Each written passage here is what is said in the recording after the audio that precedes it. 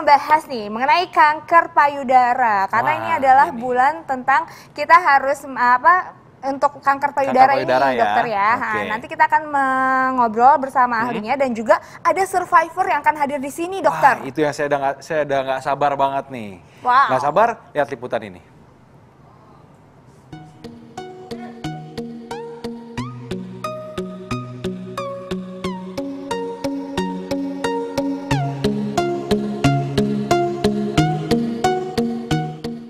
Pemirsa, COVID-19 telah mengalihkan seluruh perhatian kita karena mudahnya penyebaran dan tingkat kematian yang tinggi. Namun, Anda jangan lupa bahwa masih banyak jenis penyakit lain yang dapat menyerang manusia, bahkan berujung kematian. Salah satunya adalah kanker payudara.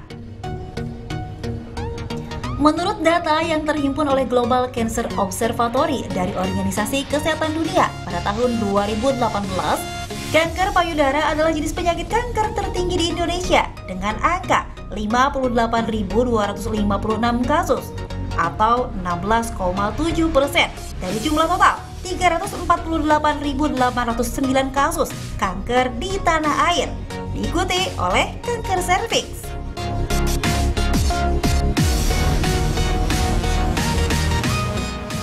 Angka ini rasanya tak bisa dianggap sedikit. Apalagi kanker kerap ditemukan setelah kondisi seseorang menurun.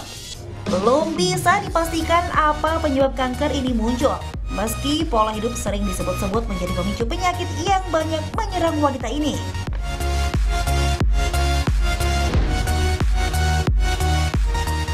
Pemerintah pun gencar menyuarakan untuk melakukan pemeriksaan dini kanker payudara agar bisa dilakukan pencegahan sedini mungkin. Namun, bagaimana caranya? Dan bisakah kanker payudara disembuhkan? Informasi lengkapnya bisa Anda saksikan di program Hidup Sehat berikut ini. Halo pemirsa, kembali lagi di Hidup Sehat. Nah, segmen sekarang kita sudah kedatangan tamu nih, Ibu Ida Haryani. Ya, beliau adalah survivor ya dari kanker payudara, Ibu. Ya. Apa kabar? Baik, baik. Oke, Ibu kalau boleh tahu ini Ibu mengidap kanker payudara ini stadium berapa waktu itu? Waktu itu stadium 4B. 4B? Iya, kata dokter stadium 4. Pertama kali tahuannya kayak gimana, Bu? Pertama kali ketahuan tuh saya sering sakit demam. Sering demam? Sering demam, meriang, terus selama 3 bulan. Sampai ada benjolan dulu? Sering gitu. Sampai habis rasanya badan tuh turun sampai 7 kilo gitu loh. Nah, sempat ada benjolan nggak, Bu? Iya. Ada? Terus ada benjolan di sini, ada benjolan. Sempat diambil tuh dulu? Iya, langsung saya periksa ke dokter. Nah, itu dia bilang saya kena kanker. Langsung, ya, langsung Waktu saya harus diperiksa, operasi, langsung bikin tindakan harus operasi secepatnya. Karena udah stadium 4B. Gitu. Itu tahun berapa, Bu? Iya. Tahun 2002. Umur 45 tahun. Oke, nah di tengah kita juga sudah terhubung ya bersama Dokter Edi. Ini spesialis bedah ya? Spesialis bedah, iya. Selamat siang dokter. Selamat siang semua pemirsa. Halo dok. Ya dokter. Nah dokter. Ya, halo dokter Bobi, dokter Intan. Iya dokter. Nah dokter, ini emang kanker payudara kan sangat ditakuti ya oleh kaum perempuan dokter. Nah tapi ini fakta atau mitos dok? Kalau kanker payudara ini bisa diderita juga oleh pria, ini fakta atau mitos? Fakta. Fakta, ya. pria juga bisa. Waduh. Bisa. Kenapa ya, tidak? hanya saja insidensinya memang jauh lebih rendah daripada perempuan, Mbak Intan. Ya, dari sekitar 100 sampai 200 kanker payudara pada perempuan, ya, sekitar satunya adalah laki-laki. Jadi sekitar setengah sampai 1% itu pada laki-laki dibanding perempuan. Jadi memang lebih jarang sekali. Tapi biasanya penyebab laki-laki dan perempuan sama dok? Sama, ya penyebabnya sama. Biasanya ditengarai sebagai mutasi dari genetik. Ada faktor dok, genetik juga. Kalau misalnya merokok itu bisa menjadi salah satu pencetus nggak ya dok?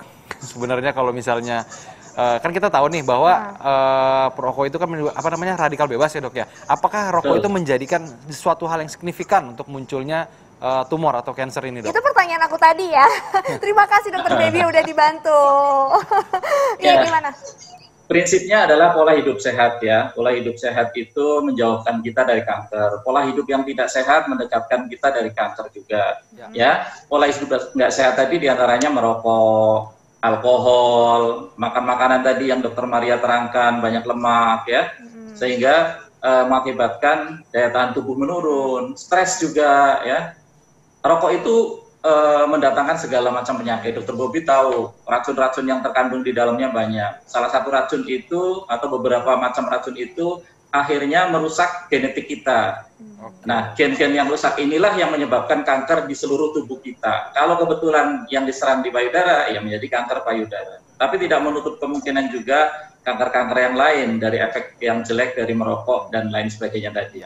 Nah, Ibu Ida, kalau Ibu Ida sendiri gimana? Apa Ibu menjalankan pola hidup sehat atau menjalankan makan atau misalnya olahraga atau gimana, Bu? Ya. Oh, sebelumnya kan Ibu sampai kena kanker kan? Nah, pola hidup Ibu sebelum itu seperti apa, Bu? Saya sering senam. Sering senam? Oh, padahal sering senam ya? Iya, sering senam. Kalau makanan gimana, Bu? Kalau makanannya ya biasa, normal, Dok. Kalau Ibu dulu suka makan makanan yang kayak dibakar-bakar atau misalnya yang terlalu banyak? Saya suka bakar-bakar. Ya, bakar-bakar. Ya. Oke.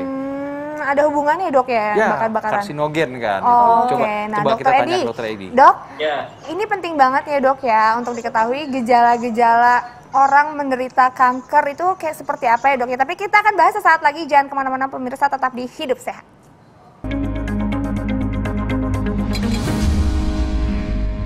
Halo pemirsa, kembali lagi di Hidup Sehat. Nah, tadi ada pertanyaan yang belum terjawab ya, Tan ya? Iya. Tadi mengenai kanker payudara ya? Iya, Dok. Nah, Dokter Edi, kita sudah terhubung juga nih bersama narasumber kita, Dokter Edi. Dokter, ini gejalanya apa saja, Dok, untuk kanker payudara ini supaya diketahui oleh masyarakat?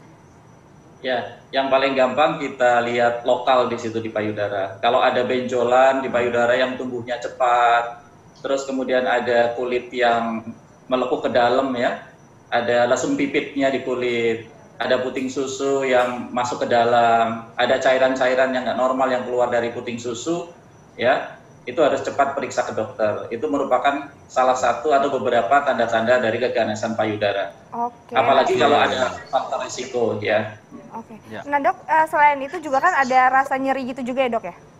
Iya, rasa nyeri bisa pada kanker payudara, tapi bisa juga pada peradangan atau infeksi. Nah kalau Ibu Ida dulu gimana gejalanya nih mengenai CA-nya? Iya, gejalanya ngebet kadang sampai ke belakang gitu, tembus ke belakang. Iya, ngebet. Ngebet kayak sakit gitu ya? Iya, sakit sekali kayak bisul mau tumbuh nanah. Bisul mau tumbuh ya? Kayak bisul mau timbul gitu ya, Bu? Udah ngebet sekali kayak ditusuk-tusuk gitu, celkit gitu. Nah Ibu Ida ini sudah ada Dokter Edi, boleh silakan Ibu kalau ada yang ingin ditanyakan. Dok, saya mau tanya, mungkin nggak itu muncul lagi, Dok? Nah, pertanyaannya. Ya, kemungkinan itu selalu ada, Ibu. Ibu kan kanker payudara sebelah kiri kelihatannya tadi ya, Bu ya? Iya. Ya, yang kanan kan betul, yang kanan juga bisa kena. Yang kiri sudah diambil semua ya, Bu, semuanya, untuk operasi pengangkatan. Iya, betul. Ibu juga harus waspada yang sebelah kanan. Ibu harus waspada juga kepada keluarga, terutama putri Ibu, itu termasuk berisiko juga. Keponakan-keponakan perempuan Ibu juga berisiko juga, ya. Ada faktor resiko untuk menurun juga ya, Dokter, ya, berarti ya. Nah, Dokter, ini tuh bisa dicegah. Dokter, ini terakhir, Dok, ini bisa dicegah nggak, Dok? Kanker payudara ini? Pencegahannya terutama pola hidup sehat tadi, Mbak Intan ya. Dengan istirahat teratur, olahraga teratur, tidak stres, pola hidup yang makanan tadi yang sudah dibahas sama Dokter Maria, itu juga harus diterapkan. Yang jangan mengandung lemak-lemak jenuh, itu yang terutama ya. Itu penting banget ya, Dok ya. Terima kasih, Dokter, atas informasinya. Atas waktunya. Ya, ini penting banget ya untuk diingat untuk pemirsa di rumah, baik pria maupun wanita, harus mengetahui secara dini nih. Kalau ada tanda-tanda yang mungkin kayaknya aneh nih, langsung aja bisa langsung periksa ke dokter ya, Dokter Bobby ya. Ya, pokoknya apa yang tadi Dokter Edi bilang, ada benjolan, nyeri, hingga ada kelainan bentuk gitu ya, gitu. Itu segera kan periksa gitu. Atau bisa kalian cari sendiri, kan nanti ada pemeriksaan sadar yaitu pemeriksa payudara sendiri ya. Itu mungkin bisa dipelajari. Itu gimana tuh, Dokter? Contohnya, ini yang sempat saya tahu nih ya. Ini cara paling simpel di depan cermin. Jadi kalau berdiri itu tangan, misalnya yang ada yang aneh sebelah kanan gitu ya. Tangan kanan diangkat seperti ini. Ya. Habis itu kita lihat, pertama lihat dulu depan kaca, dua-duanya perbandingan. Habis itu lihat kaca, nah ini mulai lakukan gerakan memutar. Nah, gerakan memutar sambil dipencet-pencet ya. ataupun seperti jarum jam 12, jam 1 gitu ya. Kalau terasa benjolan, yang pertama kali harus dilihat tuh biasanya ukurannya, terus konsistensinya, terus bisakah mobile atau immobile gitu. Benjolannya maksudnya? Ya, benjolannya gitu. Itu harus diwaspadai. Harus diwaspadai gitu. ya. Nah, sama kalau untuk bagi yang sudah menderita, semangat. Karena Bu Ida tadi sempat cerita ya Bu ya, karena bisa menyembuhkan Bu Ida ini juga semangat dari dalam dirinya, itu penting banget. Padahal udah stadium 4B. Wow. Itu harusnya udah bahaya banget ya dok ya? Luar biasa.